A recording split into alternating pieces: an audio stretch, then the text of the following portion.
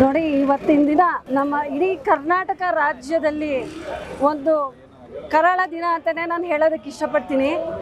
ಏಕೆ ಅಂತಂದರೆ ಇಡೀ ದೇಶದಲ್ಲಿ ಒಂದು ಅತ್ಯಂತ ಒಳ್ಳೆಯ ಹೆಸರಿರುವಂಥ ರಾಜಕಾರಣಿ ಹಾಗೂ ಮುಖ್ಯಮಂತ್ರಿ ಆದವರು ನಮ್ಮ ಸನ್ಮಾನ್ಯ ಸಿದ್ದರಾಮಯ್ಯನವರು ಇವತ್ತಿನ ದಿನ ಅವರ ಒಂದು ಕೈವಾಡವಿಲ್ಲದ ಯಾವುದೋ ಒಂದು ಸ್ಕ್ಯಾಮಲ್ಲಿ ಅವ್ರನ್ನ ಸಿಕ್ಕಿಸುವಂಥ ಪ್ರಯತ್ನ ಇವತ್ತು ಹುನ್ನಾರ ಅಂತ ಹೇಳ್ಬೋದು, ಅದು ನಡೀತಾ ಇದೆ.